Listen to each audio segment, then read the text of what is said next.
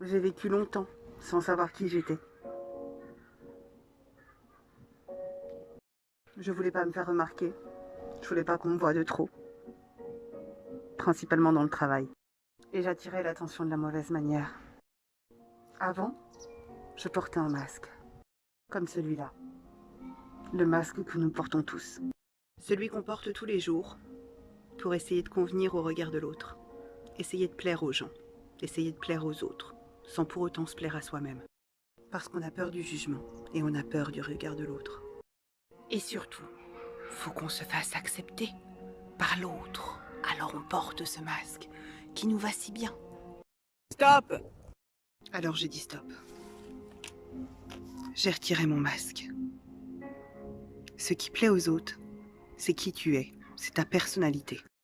Laisse tomber les masques. Ce qui fait qu'on t'aime, c'est ta sensibilité, ta personnalité, tes joies, tes peines. Toi tout entier, toi tout entière, même avec tes colères et tes tristesses. Toi, uniquement toi, sans fioriture, sans masque. On porte tous des masques. Moi, toi, accessoirement, ça nous arrive encore. Histoire de correspondre un petit peu à ce que les autres veulent qu'on soit. Fais tomber tous tes masques. Fais-les tous tomber. Parce qu'on n'en porte pas qu'un seul. Non mais moi par contre, non, moi je veux garder mon masque. Hein, parce que qui je suis? Moi, hein? Qui je suis si je retire ce masque? Hein? Je vais pas savoir qui je suis. Je vais pas savoir comment faire.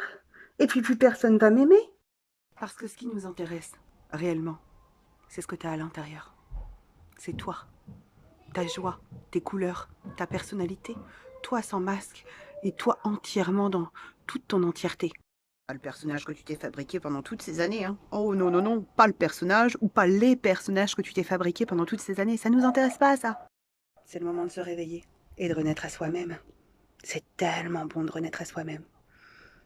On a notre première naissance quand on sort du ventre de notre mère, et tout au long de notre vie, on vit plusieurs naissances. Et celle de s'accepter. Parce que l'acceptation pleine et entière de soi, c'est une naissance. Avec nos bons et nos mauvais côtés, avec nos qualités et nos défauts. Nos défauts sont nos ressources, il vaut mieux les voir comme ça, et c'est aussi eux qui font qu'on est aimable. Nos défauts sont des ressources extrêmement riches, elles sont non négligeables. Fais tomber ton masque maintenant. Jette-le à la poubelle, il ne te sert à rien. Et commence une nouvelle vie, sans masque. Étends des paillettes dans ta vie et dans celle des autres. Offre au monde ta particularité, ton unicité, ton cœur, ta foi, ton amour, ta joie, tes tristesses, tes larmes, tes colères. Offre-toi au monde, tout entier. Pas qu'un tout petit bout, tout toi, tout toi, tout toi, tout toi, tout entier. Tel que tu es, sans masque. Bon, j'imagine que comme tout le monde, vous connaissez l'expression chasser le naturel, il revient au galop. Hein, quand on met notre masque, c'est tout à fait ça. On n'est pas naturel.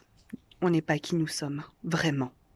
Donc à chaque fois que tu mets ton masque, tu caches ton naturel. Il est tellement magnifique. Parce que la nature est parfaite, et tu le sais. Et en plus, ça te bouffe une énergie folle, quoi. Il faut contrôler ses mots, il faut contrôler ce qu'on dit, il faut contrôler ce qu'on fait, il faut contrôler comment on s'habille, qui on fréquente, comment on correspond au regard de l'autre, etc. Non, franchement, t'as envie, toi, de dépenser une énergie pour ça? Pour cacher la lumière qu'il y a en toi, cacher l'amour qu'il y a en toi? Ton énergie, elle est précieuse. Garde-la, économise-la. Pour laisser rayonner l'être que tu es sans phare.